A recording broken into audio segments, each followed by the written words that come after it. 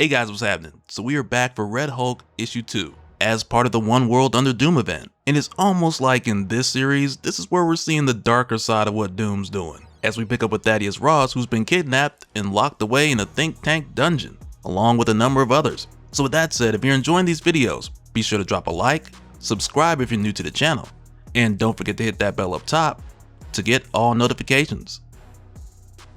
Alright, so with Thaddeus Ross currently being held prisoner in Doom's dungeon, this is something we had learned about not long after Blood Hunt had finished, back when Doom became Sorcerer Supreme. But even with us learning about this over 4 months ago, when this was revealed, we also found out that Doom had been holding Thaddeus Ross for quite some time, well before he became Sorcerer Supreme, which was a clear sign that Doom had made these plans long before he attained the title. And the main reason why Doom is holding Ross here, along with a number of other individuals, it's mainly because Doom is using this dungeon as a think tank, so Doom can run their minds through a number of different scenarios to farm the information so he can use it as Emperor. And it's not even one of those things where it's like Doom's using them to be smarter, so to speak, but instead by using these individuals like Thaddeus Ross, who has experience being a military general and a secret agent, as well as cartel leaders like Hugo Perez and Professor Tang of Harvard University, who's a professor of political science. Doom is running all of them through unique simulations to perfect the different areas of his own strategy, which as a result have been keeping him ahead of the superheroes. And I imagine to some measure there are likely some nuances where there is information that Doom's acquiring that he didn't have access to before, but for the most part, as far as right now, Doom has been using these individuals to farm strategy. And we've been given a glimpse at some exceptions like Deathlok, who Doom was using as an analog agent before he went rogue, but that only resulted in him becoming a prisoner like everyone else. But like we saw, over time, Thunderbolt Ross discovered that a group of these guys were using Morse code to communicate. So Ross joined in the conversation, which then kicked off the planning of how they're going to get out of there. And with this small group of prisoners sharing information with each other about the Doombots and their guard schedule, and when they bring the food, this provided enough information to form a semblance of a plan where the damaged Machine Man would make his way to Ross, the two of them would attack a Doombot so Ross could get out of his power inhibitor so he could transform into the Red Hulk, which would make the whole escape part a lot easier. But the first problem that came up is when you attack one Doombot, you basically told the others. Which I guess I wouldn't say was so much of a problem, since Ross was able to get his collar off and transform before the other Doombots arrived. But as soon as Ross hulked out, this brought about some complications. Because Ross says here, I don't know how much time's passed since I came to this prison. Months, years, but when the power inhibitor comes off, I get shoved out of the way, so that it feels like I'm crouched in a dark corner of a basement, hiding from a nuclear blast. Thunderbolt Ross is barely here. Red Hulk takes over. In the way that Ross describes it, it's almost like he's experiencing a Hulk transformation the way that Bruce would, where he's pushed out of the driver's seat, so to speak, and the Red Hulk has just taken over. Though I wouldn't exactly say that's what's happening here. And at the same time, I wouldn't exactly rule it out, because the next thing you know, we're going to hear something changed in Captain America Volume 9, back when Thunderbolt Ross regained his ability to Hulk out. But yeah, I'm not expecting this to be much of anything, but who knows. But Thaddeus Ross goes on to say, even when the last Doombot's been torn to pieces, it's still not enough. Hulk's been pinned up so long that everyone and everything feels like an enemy. Even Machine Man, even me. But with the way that he goes on to explain it, it's almost like he's just dealing with a crazy case of no Hulk November. Because with Ross having the ability to Hulk out again, restricted by an inhibitor collar, the Red Hulk has just been pinned up inside of him this whole time. So after taking the power inhibitor collar off, the Hulk comes out for a minute or two, but after that he's back down to regular Ross again. So again, the outburst, for lack of a better term, was everything he had in him coming out all at once. And since the Red Hulk is more like a battery, as opposed to Banner who just generates gamma radiation, Ross is only able to use what he has until he runs out, or overheats. And in this case, the Red Hulk's not able to stay around for long, because Ross hasn't absorbed any kind of radiation, not even sunlight, for an unknown amount of time. Which means him and Machine Man are going to have to make some adjustments before they free the other prisoners. Because for the time being, they've got to do this without the Red Hulk. And right now, over in the other cells, which aren't too far away, though they're not within view of one another. But right now in the other cells, the other prisoners are freaking out, because the dungeon's basically gone into lockdown mode, and they haven't got an update from Ross and Machine Man.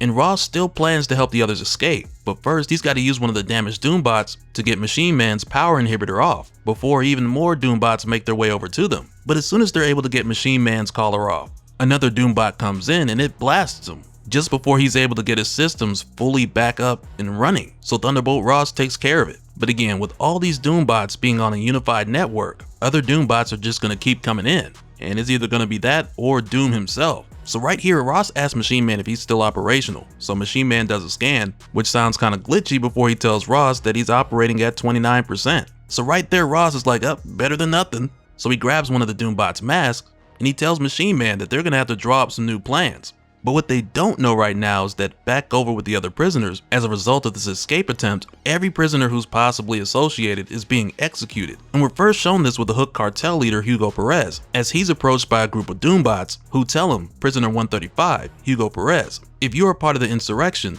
then you forfeit all mercy from the great leader you could have called an ally, Dr. Doom. So they straight up just take this guy out. But with his dying breath, being the noble cartel leader that Hugo was, he manages to tap one last Morse code message before he taps out, warning the others with a short message that said, Doombot's coming, execution squad, which right there let the other prisoners in this small group know that they've all got a short amount of time before they're doom toast. And so next, when we head over to Deathlok, who's tried to strong arm his way out, though with no success, when he looks up and sees a group of Doombots just looking at him, and he's just like, yep, I'm done, until suddenly one of the Doombots attacks the others. But it's not too long before he discovers that this is Thunderbolt Ross in disguise. And just after Ross saves him, you then got Machine Man who's in another disguise, and he saves Ross. So they're watching each other's back. There's a bit of a I'm my inmate's keeper thing going on. And now since they were able to get to Deathlok, Ross shows him how to get his power inhibitor off. And as soon as that thing comes off, Deathlok, he's at 100%.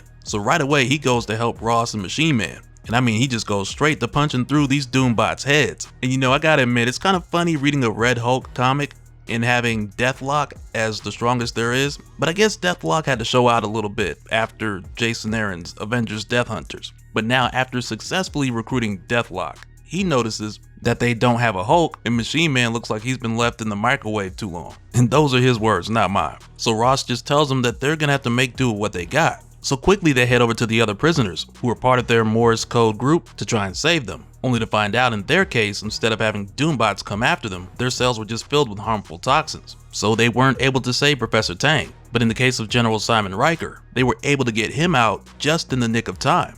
So now with these four being the only who have really survived out of this group, they've now got to find some sort of exit. So Ross asks Deathlok if he can tie into the network, but he's not able to do it since the interface is digital and he's analog. And Machine Man, he's basically one loading screen away from the red ring of death. But even still, Machine Man, he's able to come in clutch here because he's able to use his micropulse radar and gravity wave detector to find a door with an elevator shaft behind it. So for a moment, Deathlok tries to crack the code, which has 54 billion possibilities, and they really don't have enough time to try them all one by one. And so Ross just tells him to brute force it, and Deathlok's eventually able to punch his way through. Though it is funny when he punches the door because each punch just sounds like doom, doom. But after a few hits, he's able to get them through. Though the only problem is, there's no elevator. So to get everyone to the top, they all just grab onto Machine Man so he can rocket them all the way up to the surface. But as he does, Machine Man's operational percentage is dropping drastically because he goes from 12% to 5% all the way down to 0. And when he blasts through the top of this elevator shaft to get everyone out, these guys were hoping to have made it outside so Ross can get some sunlight or some source of energy to absorb. But when these guys break out, they quickly discover that it's nighttime. And not only that, but Ross, he just takes a wild guess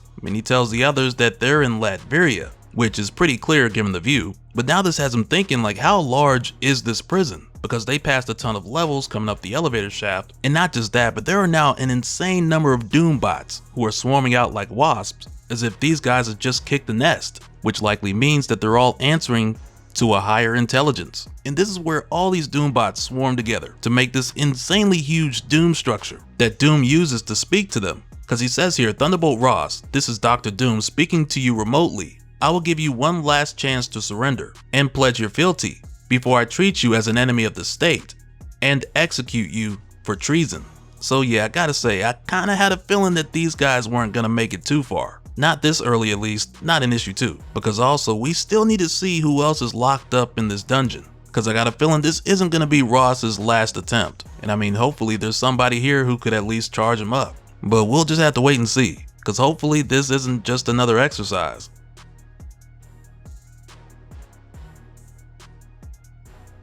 And so now real quick, I want to give a special shout out to all the patrons. Thank you guys for all of your support. And for anyone who's new here, who wants more information, on how to support the channel, I got a link below where you can go to patreon.com/dopespill. But that'll do it for this one, guys. Let me know your thoughts down in the comments below, and we'll do it again on the next one. Alright, later.